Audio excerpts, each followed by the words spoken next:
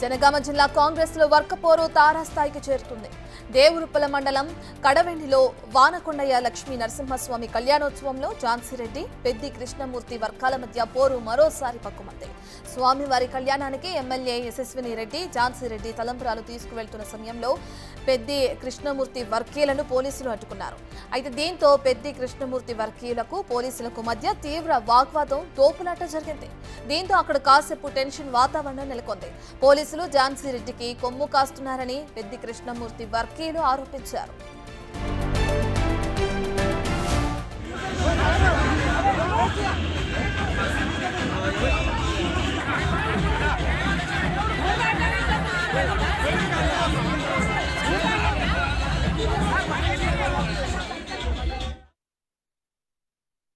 దీనికి సంబంధించిన ఎవరైతే పాలకుర్తి నియోజకవర్గానికి సంబంధించిన ఎమ్మెల్యే గారు ఉన్నారో వారికి కష్టపడ్డ వాళ్ళందరం ఈరోజు కడవెండి గ్రామాన ఇల్లు తిరిగి అన్నమో రామచంద్ర అని బుక్కడి నీళ్ళు దాక్కుంటా ఓటు అడిగిన ప్రజలందరినీ, కార్యకర్తలందరినీ పక్కకు పెట్టి ఏదైతే దోపిడీ చేసి ఎవరైతే గుట్ట దగ్గర కమిషన్లు తీసుకోవాలని చెప్పి, ఎవరైతే లక్ష్మీనరసింహస్వామి గుట్టనే లేకుండా చేయాలని చెప్పి ఆలోచన ఉన్నవారినే ఈరోజు తలంబ్రాలు మొయ్యడానికి, తలంబ్రాళ్ళ ఎమ్మటి నడవడానికి మీరు సహకరిస్తుర్రు అంటే మీ కుటిల రాజకీయం ఏందనేది కూడా ప్రజలకు తెలియపరచాలి.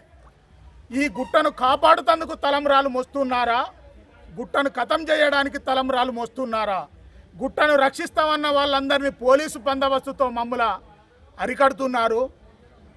ఎవరైతే గుట్టను దోపిడీ చేద్దాం అనుకుంటుర్రో వాళ్ళను దగ్గరేసుకొని తిరుగుతుర్రు.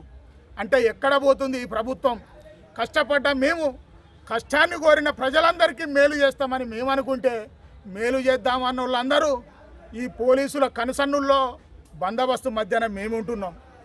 దోపిడీ చేద్దాం అనుకున్న వాళ్ళు నీ అంటుంటుర్రు. ఎవరైతే కిడ్నాపర్లు, ఎవరైతే కమిషన్దారులు వాళ్ళు నీ అంట నడుచుడేంది? మేము ఈ దొడ్డి కొమరయ్య యుద్ధం చేసిన తెలంగాణ సాయుధ పోరాట యోధుని స్తూపం దగ్గర ప్రశ్నించడం జరుగుతుంది.